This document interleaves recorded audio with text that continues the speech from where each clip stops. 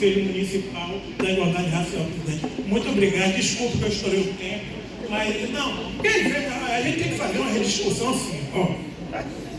A sociedade civil precisa ter voz e falar, a gente precisa, entende? A gente precisa.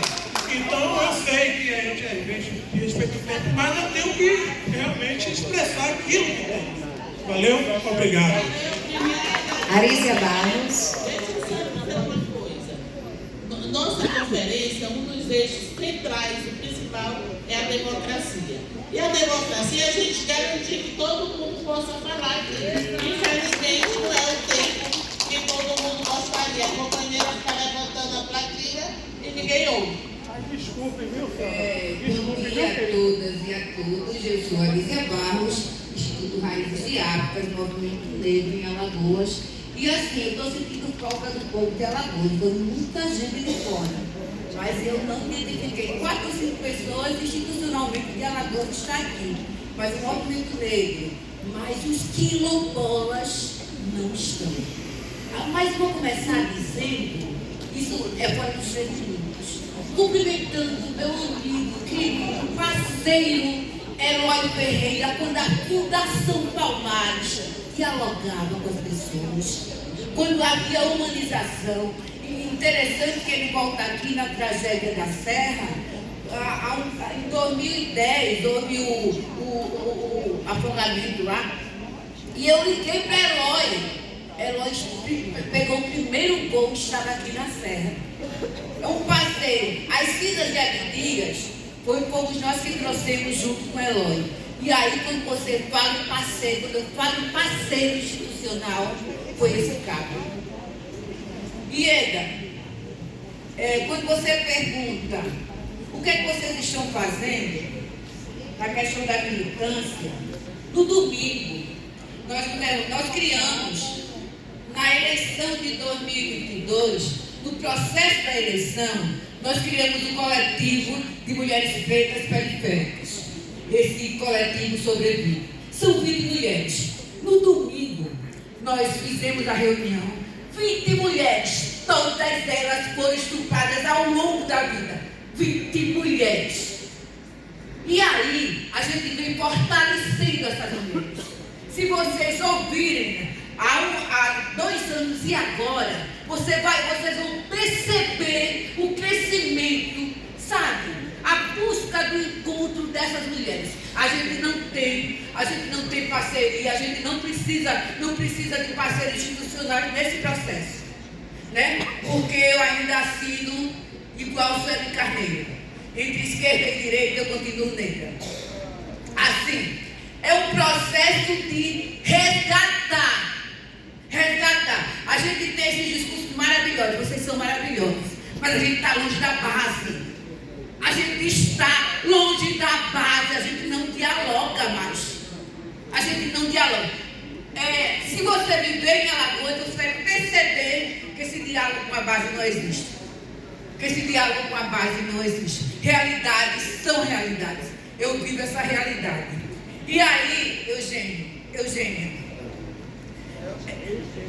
eu quero te dizer que ao longo desse um ano, se teve uma ministra que revolucionou a questão da inserção da temática negra dentro do Ministério, foi Nízia Trindade, com o programa Equidade. Ela trouxe o Brasil para dentro do programa, os movimentos para dentro do programa. E eu quero dizer uma coisa básica. Quando a gente chegou no primeiro dia, eu não fui escolhida porque era isso. Ela escolheu assim, pela internet. Eu fui escolhida pela internet. Tá? Você perguntou se a mulher tinha 48 mil. Eu tenho um blog que não é rede social, que só uma matéria tem 16 milhões de acessos. E aí, a gente chegou no primeiro dia, a plenária era branca. Era toda branca. E a gente chegou para dizer, essa plenária é branca. A Nízia parou com a equipe dela.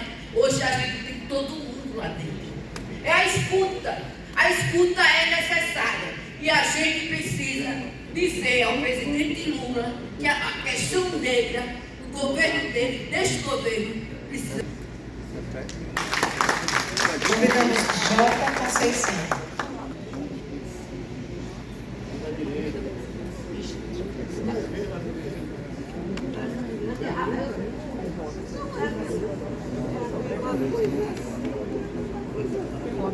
Depois de J, Valdice Gomes.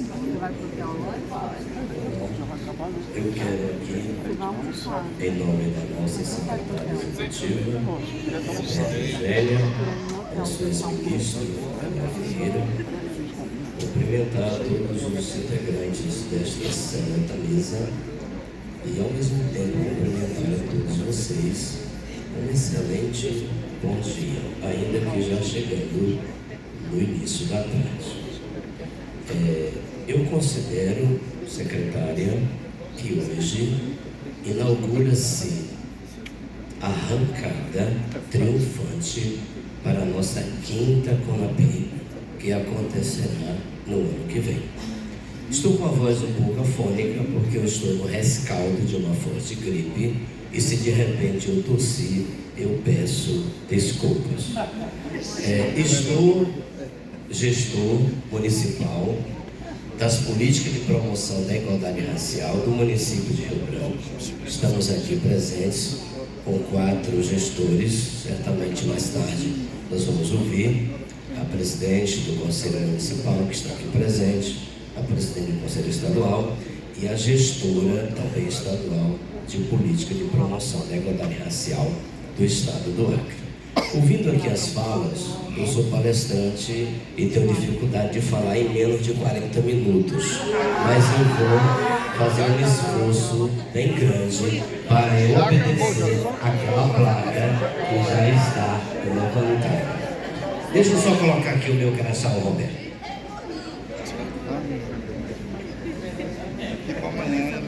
Então, eu queria, nesse momento, trazer de volta, há 38 dias, secretária, nós estávamos em Brasília, no Encontro Nacional de Gestores. E entre as intervenções que nós fizemos, nós trouxemos uma reflexão que pode ser trabalhada junto à assessoria jurídica do ME e quem sabe ser transformada numa proposta na 5ª CONAPI para que se altere o nosso Estatuto da Igualdade Racial, prevendo ali a obrigatoriedade de todos os gestores deste país, inclusive aqueles que ainda não criaram, que se crie o órgão gestor e o Conselho Municipal de Promoção da Igualdade Racial, oferecendo a estes as devidas condições para o pleno funcionamento, sob pena de sofrer sanções administrativas e até penais,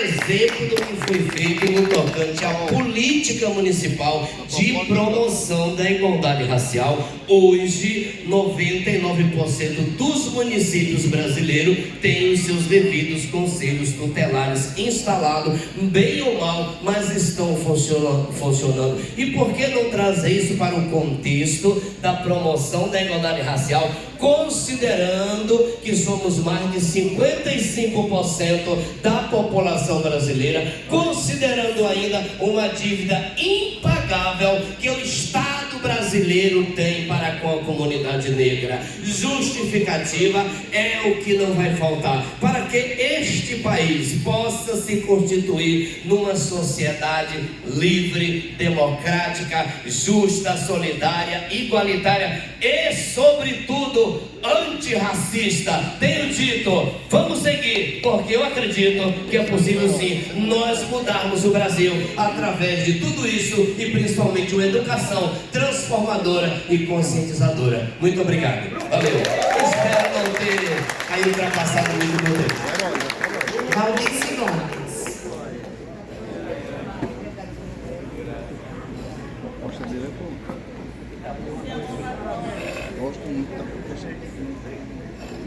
É a última deste bloco.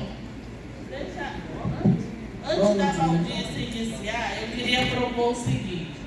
Vocês viram que eu estava aqui no Buchiche com todo mundo aqui desse instrumento de fala. E acertamos o seguinte: nós vamos levar todas as intervenções e, ao final, meus companheiros e companheiras aqui se manifestam, ok? Então a gente vai na sequência depois. Certo. Já foi aberta, eram 8 inscrições, se inscreveram 9. Aí foi encerrado. Ok. Bom dia a todos, a todas. Eu sou Valdice Gomes, sou associada do Centro de Cultura e Estudos Étnicos Anaju, uma entidade do Movimento Negro de Alagoas. E estou conselheira do CNP, conselheira suplente pelos agentes de Pastoral Negro do Brasil, junto com meu colega Nuno. Então, quero primeiro parabenizar todos que acompanham a mesa, dizer da alegria de rever pessoas como Eloy, Martins, né, todos aí que a gente está nessa luta do Movimento Negro Nacional já há bastante tempo. E dizer que o que me trouxe aqui também, nesse momento, foi uma fala do Eloy. Quando Eloy chamou a atenção para a questão da comunicação digital, né, da mídia digital, de que o governo precisa ter, né, valorizar mais essa mídia, está em todos os órgãos do governo federal. E isso, Eloy, ontem, na nossa discussão, eu chamava a atenção que o texto base para a CONAPI não continha nada sobre comunicação. Não continha. E aí eu fiz a fala, a gente incluiu, já vai constar nesse texto a comunicação, mas eu precisava dizer aqui o seguinte: a comunicação sim precisa estar, mas ela precisa estar também a nos contemplar, o povo negro. Porque infelizmente hoje ainda não existe a comunicação antirracista implantada em todos os órgãos de governo.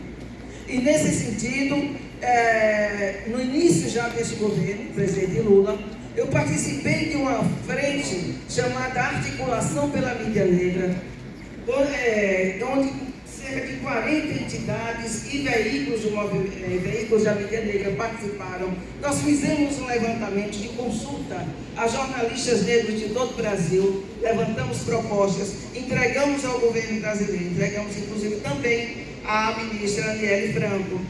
E o governo criou um GTI, um grupo de comunicação, né, para criar o Plano Nacional de Comunicação Antirracista.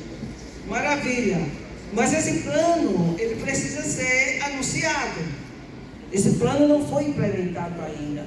E os jornalistas negros do Brasil nunca se furtaram a contribuir com as políticas públicas, né, no país. Então, desde que participei do conselho do CNP em 2012, com Elcias Pereira, e eu já fazia essa luta, essa necessidade de conversar muito com a ministra Luísa Bairro, para que a gente aproximasse o setor de comunicação do governo federal, a SECOM, do movimento negro, que os jornalistas negros brasileiros fazem. Porque a gente tem contribuição, a gente tem proposta, e o governo precisa ouvir. Porque enquanto a gente não tiver uma comunicação